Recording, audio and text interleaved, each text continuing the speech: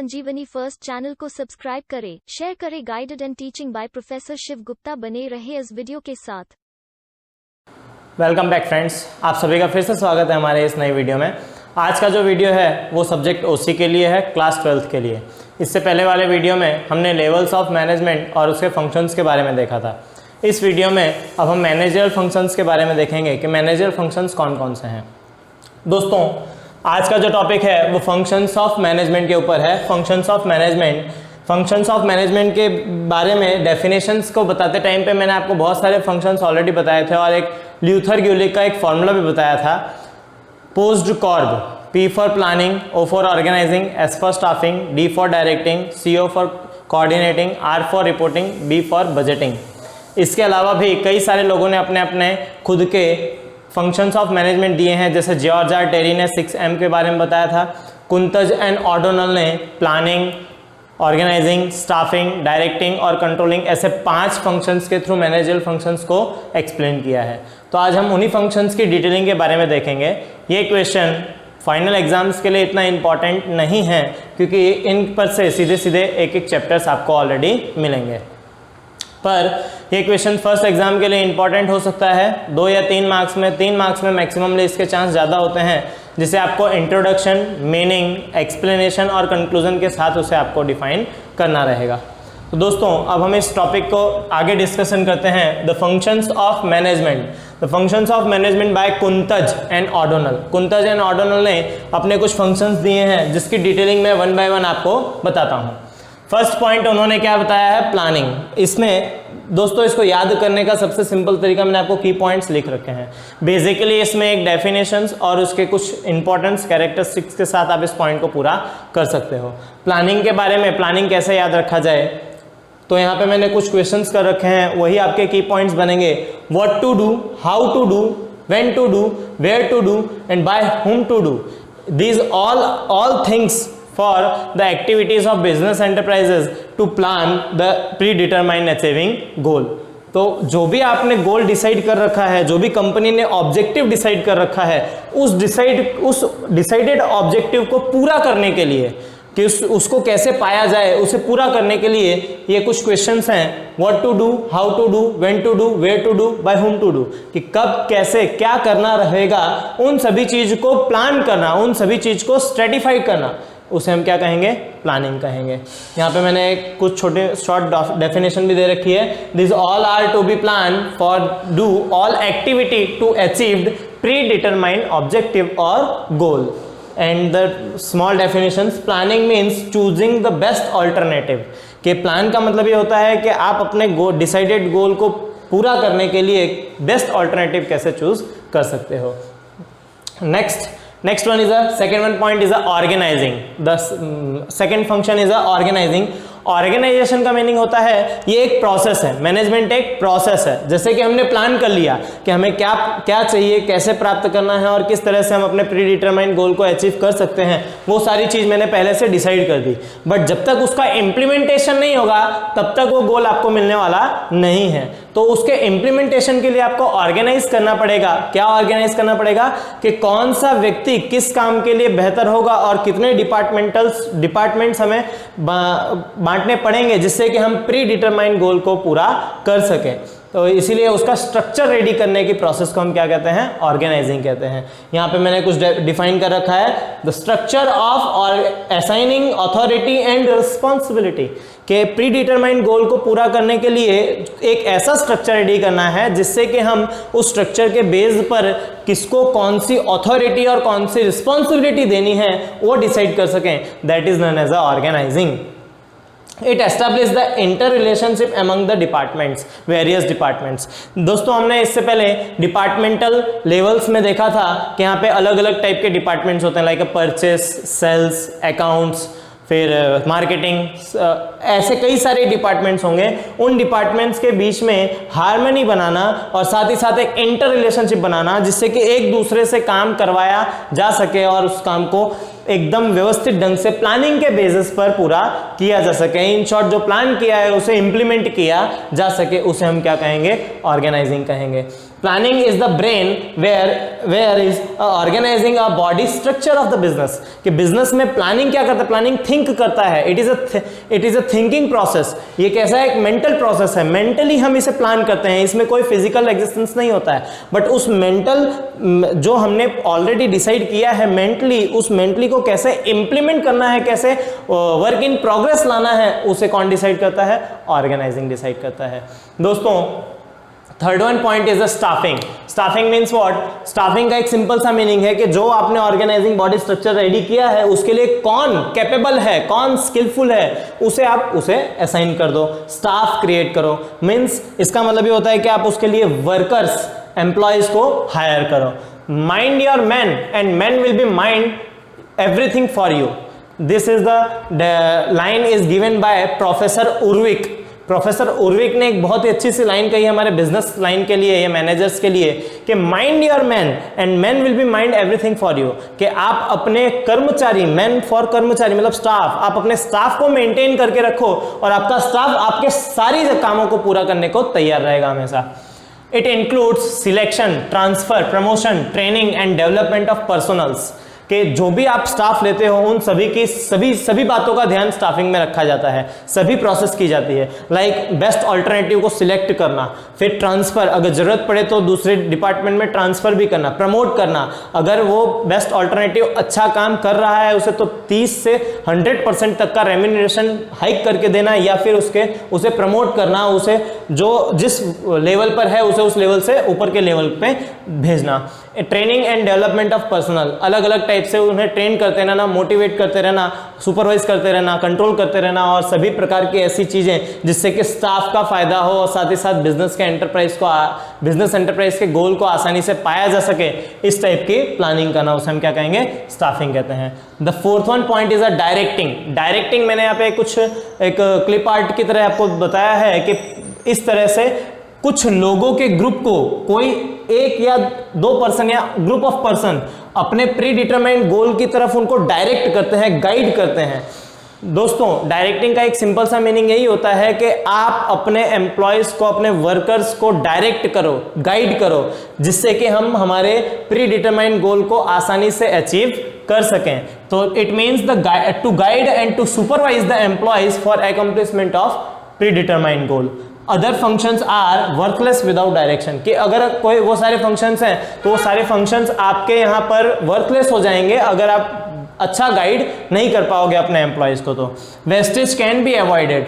जो भी कुछ रॉ मटेरियल के वेस्टेज हैं या रिसोर्सेज के जितने भी वेस्टेज हो रहे हैं उन सभी वेस्टेज को आप आसानी से डायरेक्टिंग के थ्रू अवॉइड कर सकते हो। The last one function is a controlling. It is a last function of management. Management का सबसे लास्ट फंक्शन, सबसे पहला फंक्शन अगर प्लानिंग है तो सबसे लास्ट फंक्शन हमारा कंट्रोलिंग होता है। कंट्रोलिंग का मतलब होता है जो भी हमने प्लान कर रखा है उस प्लानिंग के बेसिस पर वर्क हो रहा है या नहीं उसे चेक करना, और अगर ऐसा हो रहा है कि जिस तरह से हमने प्लान किया था उस तरह से प्लानिंग नहीं चल रही तो उस बीच में जो भी डिस्प्यूट्स हैं, जो भी डेविएशंस हैं, उन डेविएशंस को अलग करके उसे फिर से करेक्टिव एक्शन लेकर आना, इस प्रोसेस को हम कंट्रोलिंग कहते हैं। Controlling is a very important process and without controlling we can't do anything. That's why the Luther Gulick's functions of management it can't be liked as a many professors. Controlling, it is a last function of management. Controlling is a maintain a balance between efforts and result between the resources and objective. जो भी objective और resources हैं उनके बीच में balance maintain करने का काम controlling का होता है। तो दोस्तों ये कुछ हमारे फंक्शंस ऑफ मैनेजमेंट थे, इन्हें आपको याद रखना है इन की पॉइंट्स के। अब हम देखते हैं the next topic is difference between various levels of management. इससे पहले वाले वीडियो में हमने लेवल्स ऑफ मैनेजमेंट के बारे में डिस्कशन किया था, उसी के बेसिस पर अभी हम उनके तीनों के बीच में डिफरेंस देखते हैं। ये क्वेश्चन आपके लिए फर्स्ट एग्जाम में 3 मार्क्स के क्वेश्चंस के लिए वेरी इंपॉर्टेंट क्वेश्चंस है डिफरेंस बिटवीन, और फाइनल एग्जाम्स में 5 मार्क्स के लिए भी वेरी इंपॉर्टेंट क्वेश्चंस इसमें से आ सकता है। अब हम वेरियस लेवल्स ऑफ मैनेजमेंट के बीच में जो डिफरेंस है उन डिफरेंसेस को 1 बाय 1 पॉइंट वाइज देखेंगे। इस टॉपिक पर, इन पॉइंट्स के बेसिस पर आप इन डिफरेंसेस को एक्सप्लेन कर सकते हो। और first one point is a management and administration. Top level management में मैनेजमेंट का जो क्राइटेरिया होता है वो एडमिनिस्ट्रेशन से ज़्यादा होता है, जबकि एडमिनिस्ट्रेशन का जो लेवल है वो मैनेजमेंट से कम होता है। इससे हम इस तरह से भी सीख सकते हैं कि टॉप लेवल मैनेजमेंट में मैनेजमेंट की जो रिक्वायरमेंट होती है वो ज़्यादा होती है, और एडमिनिस्ट्रेशन मतलब फिजिकल वर्क या हम ऐसा कह सकते हैं जो मेंटल प्रोसेस ना हो, इस टाइप के वर्क्स कम होते हैं। मिडिल लेवल मैनेजमेंट में मैक्सिममली प्रोपोर्शनेट होता है मैनेजमेंट कंपैरेटिवली टॉप लेवल से कम, but administration comparatively top level से ज़्यादा होता है। बॉटम लेवल मैनेजमेंट में मैनेजमेंट बिल्कुल ना के बराबर होता है, in the sense mental process जो होती है वो बहुत कम होती है या ना के बराबर होती है, ऐसा हम कह सकते हैं। जबकि एडमिनिस्ट्रेशन जो होता है वो मैक्सिमम होता है, क्योंकि फिजिकल वर्क और वर्किंग लेवल यहाँ पे ज़्यादा होता है, इम्प्लीमेंटेशन का काम ज़्यादा होता है। Second one is what includes in other various levels of management. First one, top level management में board of directors, chief executive officers, managing directors, general managers etcetera, जिनको अपने डिसीजंस लेने होते हैं या डिसीजन मेकिंग प्रोसेस जो करते हैं वो सारे लोग यहाँ पे इंक्लूड किए जाते हैं। जबकि मिडिल लेवल मैनेजमेंट में अलग अलग departmental heads, officers and experts are included in middle level management. Bottom level management में जॉबर, फॉरमैन, सुपरवाइजर या ऐसे छोटे छोटे एम्प्लॉयज जिनके पास अकाउंटेबिलिटी या रिस्पॉन्सिबिलिटी बहुत कम होती है और फिजिकल वर्क ज़्यादा होता है, वो सब बॉटम लेवल में इंक्लूड किए जाते हैं। Third one point is authority and responsibility. Authority and responsibility की जहां पे हम बात करेंगे तो टॉप लेवल मैनेजमेंट में अथॉरिटी एंड रिस्पॉन्सिबिलिटी एकदम हाईएस्ट होती है, मतलब सबसे ज़्यादा authority and responsibility top level management के पास होती है, ऐसा हम कह सकते हैं। In the middle level management, comparatively the authority is less and responsibility is limited to the top level. Middle level management के पास जो भी authority and responsibility है वो top level management के मुकाबले अथॉरिटी कम और रिस्पॉन्सिबिलिटी लिमिटेड होती है। कुछ अपने डिपार्टमेंट्स के लिए ही वो रिस्पॉन्सिबल होते हैं, इसके अलावा उनकी कोई रिस्पॉन्सिबिलिटी होती नहीं है। बॉटम लेवल मैनेजमेंट में there is a least authority and very limited responsibility. यहाँ पे इनके पास अथॉरिटी जीरो होती है, यहाँ पे कोई अथॉरिटी होती नहीं है, जबकि रिस्पॉन्सिबिलिटी भी वेरी लिमिटेड होती है, क्योंकि जो उनको काम दिया जाता है या वर्क डेलीगेशन होता है उस वर्क के लिए ही वो रिस्पॉन्सिबल होते हैं, बहुत ही थोड़े से लेवल पर। Fourth one point is a number of members. Top level management में very less number of members होते हैं। फॉर एग्जांपल अगर मैं नंबर ऑफ मेंबर्स की बात करूं तो टॉप लेवल मैनेजमेंट में board of directors, CEO, MD, chairman ये या जनरल मैनेजर्स, यही लोग कुछ गिने चुने लोग जो होते हैं वो टॉप लेवल पे होते हैं। Comparatively top level, middle level में यहाँ पे मोर मैक्सिमम डिपार्टमेंटल हेड्स होते हैं, अलग वेरियस डिपार्टमेंट के या सब डिपार्टमेंट के अलग अलग जो हेड या एक्सपर्ट्स होते हैं वो सब इंक्लूड होते हैं यहाँ पे। जबकि बॉटम लेवल मैनेजमेंट में there is more number of members, क्योंकि यहाँ पे एक से ज़्यादा सुपरवाइजर्स हो सकते हैं, जॉबर हो सकते हैं, फॉरमैन हो सकते हैं, अलग अलग डिपार्टमेंट या अलग अलग वर्क के लिए अलग अलग एम्प्लॉय हायर कर सकते हैं। The fifth one point is a competence. Competence में क्या होता है कि यहाँ पे टॉप लेवल मैनेजमेंट में सबसे इंपॉर्टेंट चीज होती है डेवलपमेंट, कि जब तक हम बिजनेस का डेवलपमेंट नहीं करेंगे या जो उसमें इंक्लूड होने वाले बोर्ड ऑफ डायरेक्टर्स या मैनेजिंग डायरेक्टर्स हैं जब तक उनको डेवलपमेंट नहीं होगा तो टॉप लेवल आगे बढ़ सकता नहीं है। That's why there is a development is very must important requirement of the top level management, whereas in middle level management for the middle level management for various departments there is a need of specialized knowledge। For example purchase department के लिए purchase department से related specialise knowledge चाहिए, accounts department के लिए accounts से related specialise knowledge चाहिए, sales से department या मार्केटिंग डिपार्टमेंट से रिलेटेड के लिए मार्केटिंग का स्पेशलाइज नॉलेज चाहिए। उन तरह के स्पेशलाइज नॉलेज की रिक्वायरमेंट यहाँ पर मिडिल लेवल मैनेजमेंट में होती है। बॉटम लेवल मैनेजमेंट में यहाँ पे रिक्वायरमेंट होती है सिर्फ अपने से छोटे से काम के लिए और उनके खुद के डिपार्टमेंट के लिए, और यहाँ पे कोई स्पेशलाइज्ड नॉलेज की रिक्वायरमेंट होती नहीं है। Sixth one point is a time range. Top level management के द्वारा लिए गए जितने भी डिसीजंस होंगे उनका जो टाइम ड्यूरेशन होगा वो वेरी लॉन्ग टर्म होगा, बिकॉज दे आर डिसाइडेड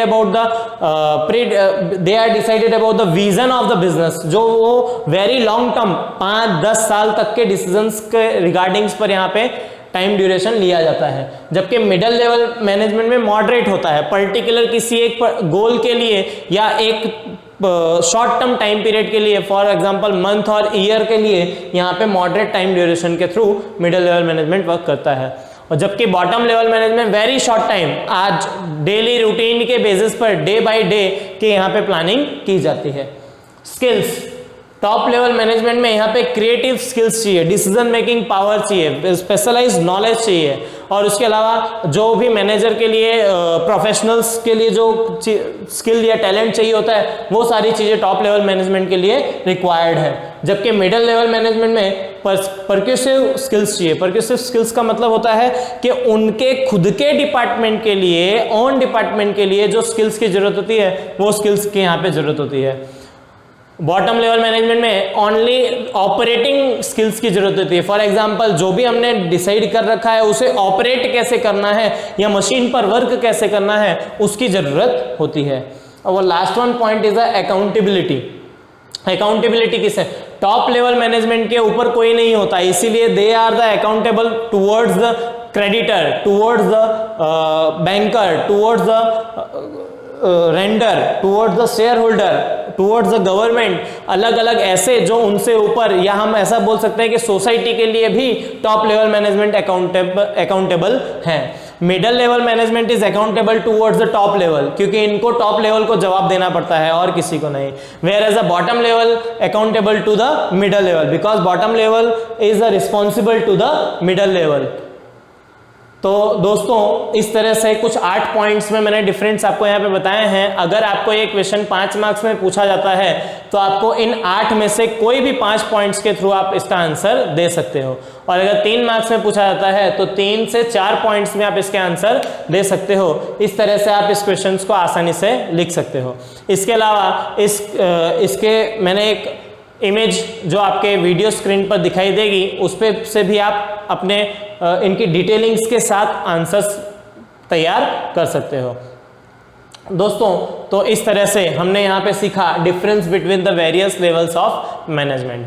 अगर ये वीडियो आपको अच्छा लगा हो और इनसे रिलेटेड सारी बातें अगर आपको समझ में आ गई हो तो इस वीडियो को लाइक करें, शेयर करें, कमेंट्स करें और सब्सक्राइब करना ना भूलें। साथ ही साथ वीडियो पे बने रहें और आगे आने वाले सभी वीडियो पर इस तरह से हमारा साथ दें। Thank you.